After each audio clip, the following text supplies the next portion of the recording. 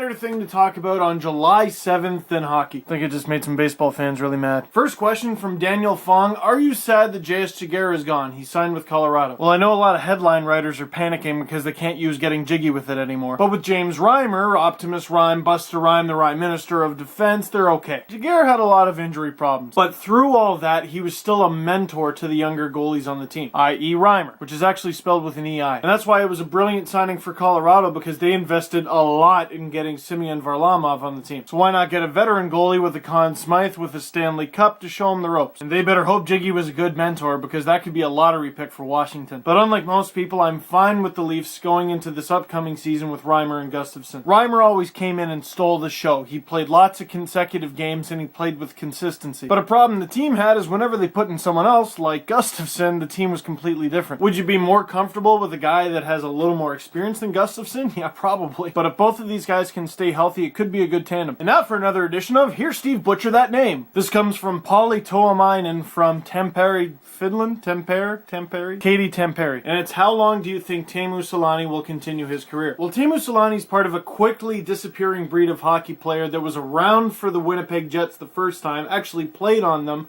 then saw them leave, and saw them come back again. He had 31 goals and 80 points this past season. 1 point for every year he's been alive. Maybe not. Not to mention 6 playoff games where he scored 6 goals. Now the only thing slowing him down is injuries and surgeries and whatnot. And it's not often players retire and they're still playing some of their best hockey. Nicklas Lidstrom. I think Teemu's got at least 2 seasons left in him. Unless the Ducks really start to suck. Here's another great question from a name I'm probably going to butcher. It's spelled M-I-K-A-L. I'm going to go with Mikal Elise. I butchered that, didn't I? I'll just call you Beth. So Beth is from Chicago, Illinois, and she asks, who is the best American-born hockey player today? We actually tried to tackle this in the most recent edition of Hockey Quarterly. You can check that out on hockeyquarterly.com. One of the names they threw out there in that article was Patrick Kane. And at first I'm like, dude, Patrick Kane? Come on. But he's won the Calder, he's an Olympian, scores at a crazy click, and he scored the Stanley Cup winning goal. If he's not the best, he's at least got to be on the short list. I also kind of want to say Ryan Miller, Buffalo Sabres. Thrilled he's in the Leafs division. But I'm going to go with the most boring answer possible because it's the most predictable answer possible.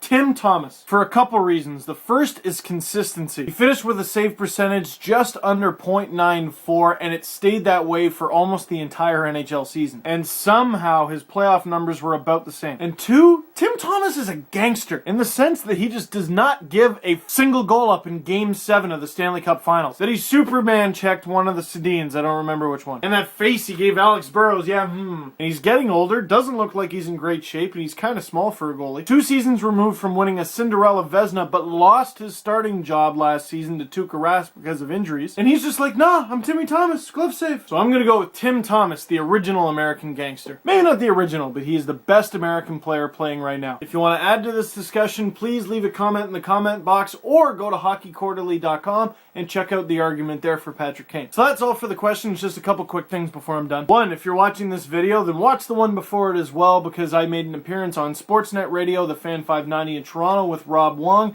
and talked about hockey, as I like to do from time to time. My Felix Potvin drawing finally arrived. Are you ready for this badassery? I gotta be kind of gentle with it, but check that out, eh? All I gotta do is find a frame first, but nothing can contain the cat. And the artist who drew this awesomeness has a website. Please go check it out. It's liviatsang.net. I'm gonna post it in the underbar, and actually I'll just post the link right here. If you would like her to make you a drawing, or you'd like a poster of this awesomeness right here, just visit her website, or I'll also post in the underbar her Twitter name. Till next time, guys, just keep posting your questions on my Facebook page. Search for it on Facebook, Steve Dangle, all one word. And if you could check out my website, stevedangle.com, pretty please, I love you forever. Okay, thanks, bye-bye.